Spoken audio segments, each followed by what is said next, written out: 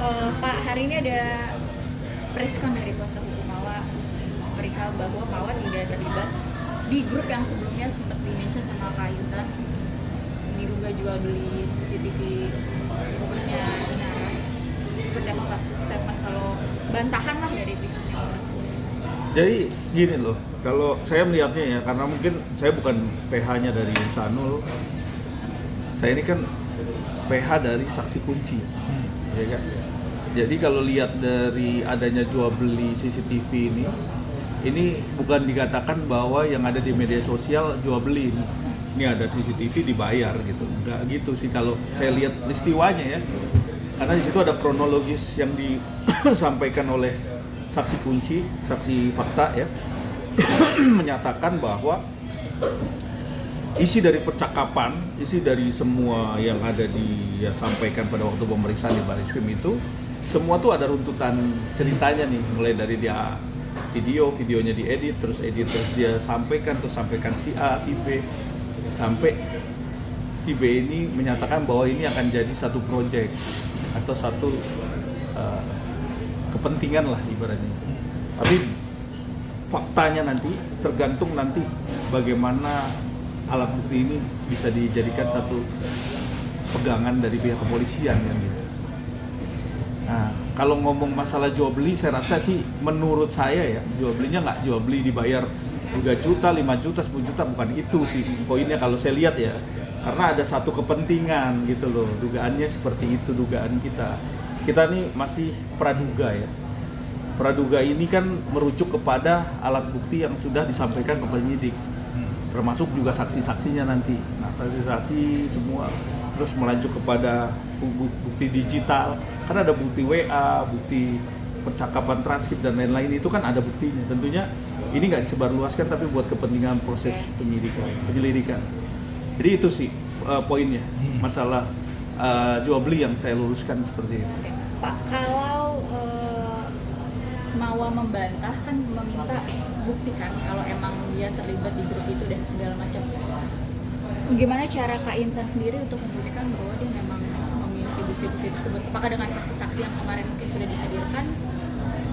Jadi gini, keterlibatan seseorang dalam proses tindak pidana itu menyatakan emang ada nggak sih kepentingannya terhadap apa yang mencari satu permanfaatan di dalam adanya kasus ini kan gitu. Sebenarnya kasus 284 sih berdiri sendiri, beda, satu hal yang berbeda, tetapi kita kan menguji alat buktinya. Jadi alat bukti kita uji apakah betul. Terus kalau memang alat buktinya itu dalam proses melawan hukum ataupun lagi proses dilaporkan, tandanya dia cari alat bukti lain, minta keterangan saksi, minta keterangan dari terlapor.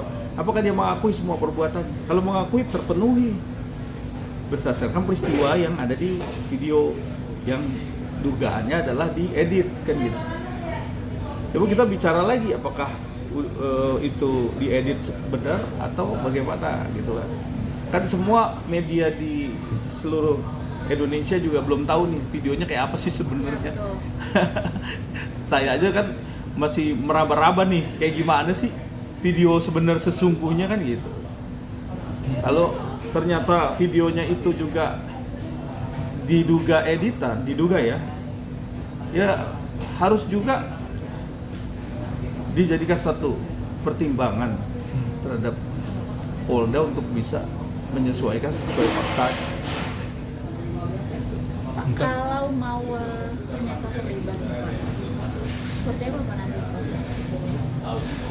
Ya tergantung, kan perannya masing-masing terhadap satu hal yang dirasa ini menjadi satu bukti laporan.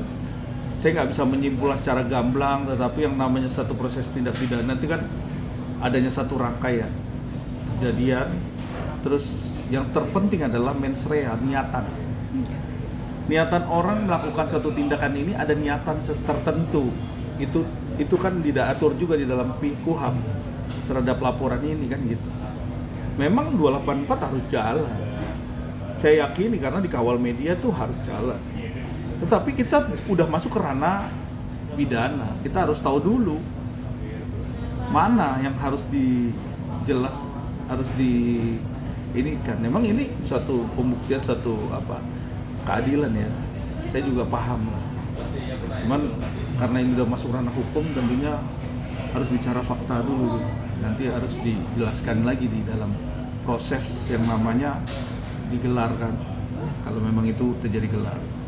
Tapi setidaknya saya di sini nggak mau mencampuri urusan pribadi ataupun masing-masing pihak ya.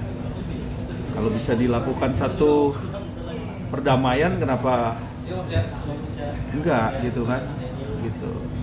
Pak, ada langkah hukum apa lagi sih mungkin dari saksi kunci Bapak ataupun kedepannya seperti apa gitu?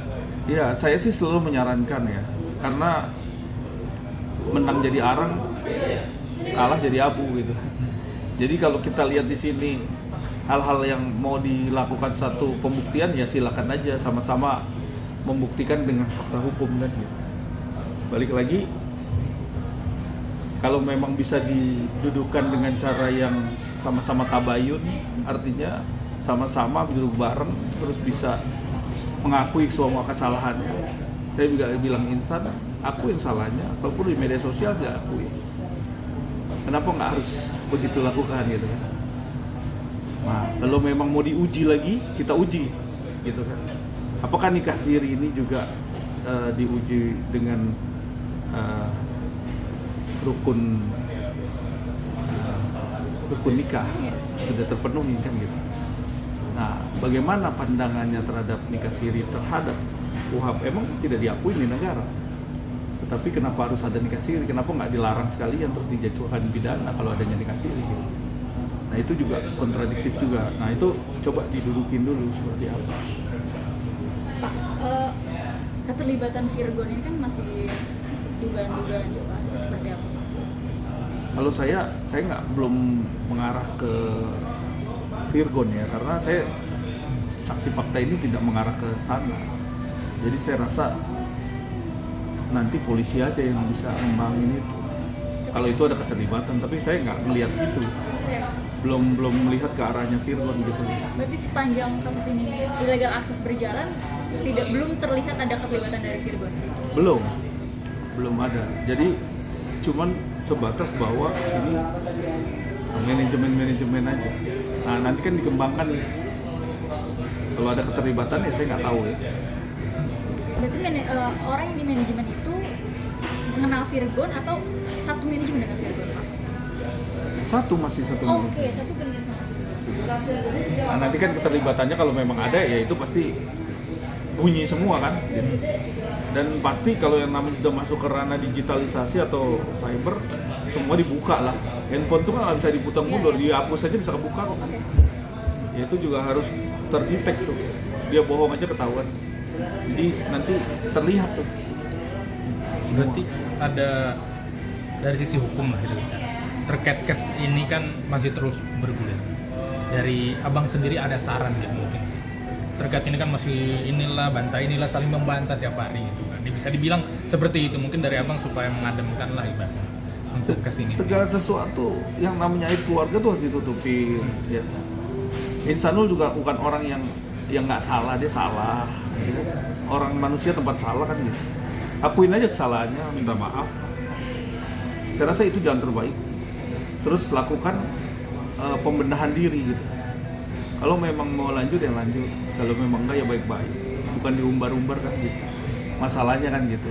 Tapi kalau ngomong masalah hukum kan pembuktian secara material kan. Itu kan nggak bisa di ranahnya di ranah sendiri kan gitu. Kalau kita bicara hukum ya hukum ditegakkan, keadilan itu kan. Kalau memang benar ini ada perzinahan di luar pernikahan, nah ini kan pernikahan siri. Nah coba buktikan dulu, ada nggak perzinahan itu? Perzinahan itu kan juga harus dibuktikan secara gamblang.